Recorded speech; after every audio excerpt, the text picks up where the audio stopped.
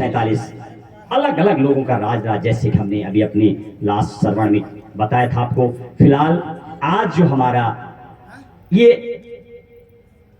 जो ध्वज संहिता है, खासी वर्णन है मेरी भारत मां के आंचल का, कि इसका एक नियम है। 9 टाइप के तिरंगे होते हैं।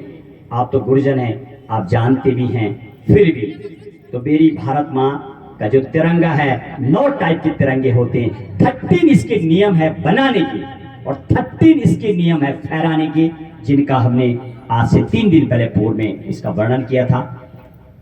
यानी अपनी मर्जी से इस भारत मां की तिरंगा पहले 2005 से पहले एक नियम के तहत ये फहराया जाता था, लेकिन 2005 में नवीन जिंदल जो कि हिसार के सांसद है, उन्होंने केस सुप्रीम कोर्ट में लगाया था। 5 बजे के बाद झंडा फहराना अलाउड नहीं था। लेकिन अब ये फंडामेंटल राइट्स आर्टिकल 19 में है, आप कभी भी झंडा फहरा सकते हैं। पहले 5 बजे के बाद झंडा फहराना मना था, लेकिन अब मेरी भारत मां का ये कहना है कि मेरे भारत मां का जो तिरंगा है, जैसे मां का आंचल है, जब मर्जी तब मां का आंचल खींच लो, जब मेरी मर्जी नहीं होगी तो जब बेटे को कुछ चाहिए तो मां का आंचल खींचते हो। ऐसे हम इस भारत मां के तिरंगा का शान को कभी भी लहरा सकते हैं, रात्रि में भी लहरा सकते हैं। इसका थोड़ा नियम है, 30 नियम जैसे मैं बता रहा था। जब आप वक्ता बोलने का वाला होता है, उसके दाहिनी तरफ उसका होता है, फेस दाहिनी तरफ होता है। 30 नियम बताए गए हैं। जिस तरीके से मातृ शक्ति है, माताएं घरों में देखती हैं, अपने सर पे फट्टा लगाती हैं, वो भी एक मेरी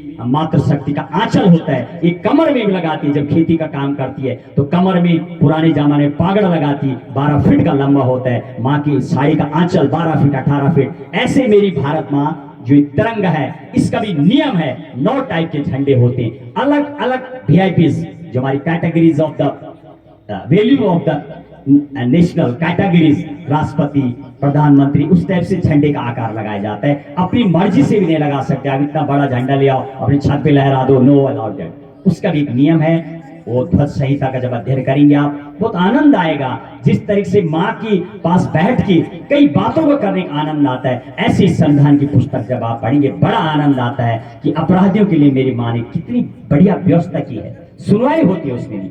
फिर अमेंडमेंट भी रखा गया कि जिस तरीके से शर्ट का बटन यदि टूट गया, नई शर्ट है तो उसको फिर लगाओ, फिर दूसरी सुई लाओ, कलर से लगाओ। ऐसे संविधान में जिसको अमेंडमेंट बोला जाता है। आर्टिकल 368 सुप्रीम कोर्ट को पावर है।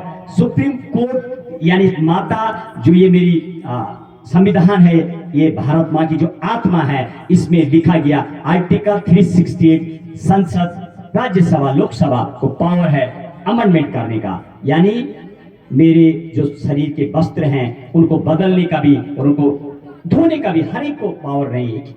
कैटेगरीज है, वही मेरा ध्वज संहिता के लिए है। और संविधान की बातें फिर मैंने आपको बताया, तो उसमें एक आर्टिकल फंडामेंटल राइट्स में सुप्रीम कोर्ट आर्टिकल 32 एकमात्र मूल अधिकार, मौलिक अधिकार आर्टिकल 32 आपको एंट्री देता है सुप्रीम कोर्ट में जाने की। नहीं तो आपको सिस्टम से जाना होता है, district court, then high court, then supreme court. लेकिन जब उनका हनन होता है, जो 6 मौलिक अधिकार हैं, तब आप सीधे सुप्रीम कोर्ट जा सकते हैं। डायरेक्ट 2 ही दरवाजे आपके लिए खुले सुप्रीम कोर्ट में। दूसरा मैंने आपको बताया था, जब आपको कभी लगता है कि बहुत दिक्कत है, सामाजिक मामला हो, तो आप चिट्ठी भी लिखेंगे ना, वो लिख दो 25 पोस्ट से आप लिख दो CJI of India, chief justice of India, या किसी भी जज का नाम, और कोर्ट में भेज दो। एक महिला के साथ भी पता बड़ा राजस्थान का था, जब PIL जब चालू हुई थी, PIL पब्लिक इंटरेस्ट लिटिगेशन कई नाम से जाना जाता है, तो वो महिला ने, उसका उत्पीड़न हुआ था, पुलिस में थी राजस्थान की, उसने चिट्ठी लिखा ली, कोर्ट में डाला, नाम नहीं आया उसका,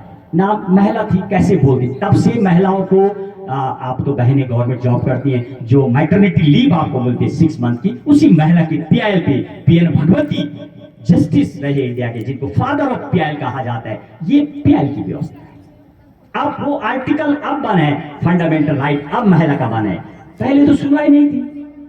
वो अधिकारी बोलते थे मर्जी में घर जाओ, हर साल आप छुट्टी ले रही। लेकिन ये अमेंडमेंट किया गया है। उस महिला ने सुप्रीम कोर्ट को लिखा कि मेरे साथ उत्पीड़न हुआ है और महिला के साथ क्या क्या बीतती है, वो उसने मेंशन किया। फिर सुप्रीम कोर्ट ने व्यवस्था बनाई, 6 मंथ विद पे, with salary, you can have the leave.